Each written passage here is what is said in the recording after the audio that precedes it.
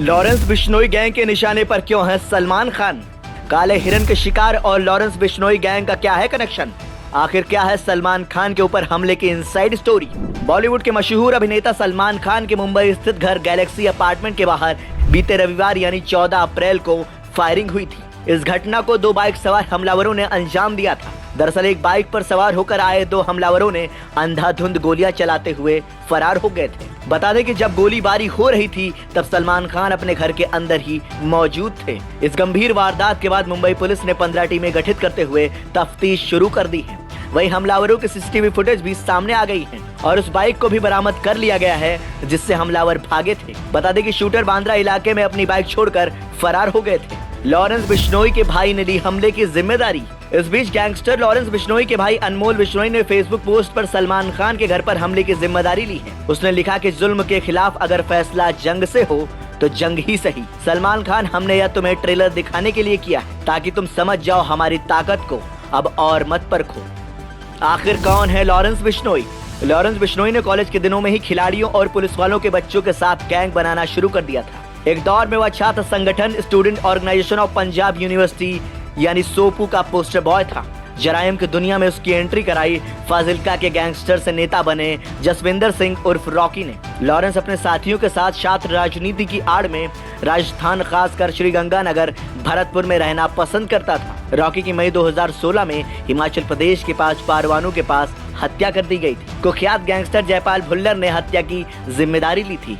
बाद में भुल्लर को जून 2020 में कलकत्ता में गोली मार दी गई जिसमें नाम लॉरेंस बिश्नोई का आया था। नेशनल लेवल पर लॉरेंस बिश्नोई का नाम उछला 2018 में जब उसके करीबी सहयोगी संपत नेहरा को पकड़ा गया।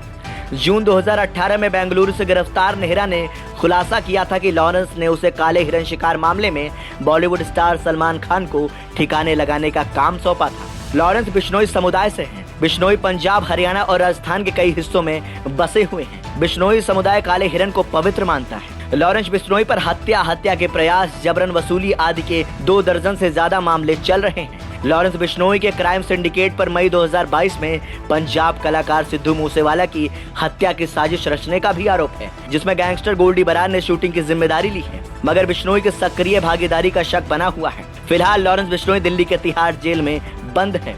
रोहित गोदारा को मिला था फायरिंग का जिम्मा। फिलहाल 5 राज्यों महाराष्ट्र, दिल्ली, राजस्थान, हरियाणा और पंजाब की पुलिस शूटरों की तलाश में जुटी हुई है। सूत्रों के मुताबिक करीब 1 महीने से सलमान खान के घर के बाहर फायरिंग की प्लानिंग रची जा रही थी जिसके लिए शूटरों के सिलेक्शन का जिम्मा अनमोल बिश्नोई ने अमेरिका में ही रह रहे रोहित गोदारा को सौंपा था। इसकी सबसे बड़ी वजह है कि रोहित गोदारा के पास दर्जनों की तादाद में प्रोफेशनल शूटर्स हैं जो कई राज्यों में फैले हुए हैं। आखिर कौन है रोहित गोदारा? एजेंसी के सूत्र बताते हैं कि इस वक्त लॉरेंस बिश्नोई गैंग में सबसे मजबूत नेटवर्क अगर किसी का है तो अमेरिका में बैठा रोहित गोदारा है, जिसने हाल ही में राजस्थान में हाई प्रोफाइल राजू ठेठ हत्याकांड, फिर सुखदेव सिंह गोगामेडी हत्याकांड को अंजाम दिलवाया था। इन दोनों ही हाई प्रोफाइल किलिंग्स में शूटर रोहित गोदारा ने ही इंतजाम किए थे। बिश्नोई गैंग अपने गैंग के लिए ऑपरेशन के लिए हथियारों की खेप हर वक्त तैयार रखता है जो कई राज्यों में गैंग के मददगारों के घर ठिकानों पर रहती है। जरूरत और वक्त के हिसाब से शूटर्स को हथियार तय जगह पर मिल जाते हैं। शूटर्स तक कैसे हुआ हथियार का बंदोबस्त? एजेंसी को पूरा शक है कि दोनों शूटर्स को रोहित गोदारा ने अपने दूसरे सहयोगियों से हथियारों की खेप मुहैया करवाई और फिर शूटरों ने फायरिंग को अंजाम दिया। बिश्नोई गैंग का इतिहास बताता है कि गैंग के लिए काम करने वाले अधिकतर शूटर भाड़े पर हायर नहीं होते हैं, बल्कि गैंग से खुद जुड़कर ये लोग काम करते हैं और हमेशा काम को अंजाम देने के लिए तैयार रहते हैं। रोहित गोदारा ने फायरिंग के लिए विशाल को ही क्यों चुना? इसके पीछे हाल के रोहतक के ढाबे पर हुआ एक बुकी और डीलर सचिन हत्याकांड है जिसमें रोहित गोदारा के कहने पर बड़ी बेरहमी से विशाल और बाकी शूटर्स ने सचिन की हत्या को अंजाम दिया था। सीसीटीवी में हत्याकांड को अंजाम देने वाला विशाल उर्फ कालू ताबड़तोड़ फायरिंग करते हुए नजर आया था। उसके इसी बेखौफ अंदाज को देखकर उसे सलमान खान के घर पर फायरिंग करने के लिए चुना गया था। वहीं इस पूरे मामले में पुलिसिया जांच के बीच सलमान खान से मिलने के लिए नेताओं का तांता लग गया।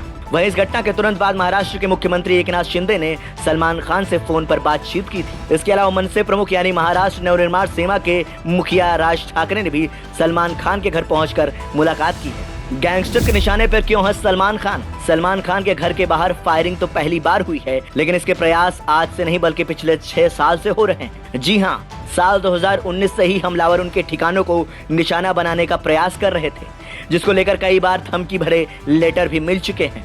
सलमान खान पर कितनी बार हुई हमले की कोशिश? सलमान खान पर पहली बार साल 2019 में ही हमले की कोशिश हुई थी। तब गैंगस्टर लॉरेंस बिश्नोई का शूटर संपत नेहरा 2019 में मुंबई गया था और सलमान खान के घर गैलेक्सी अपार्टमेंट की रेकी की थी।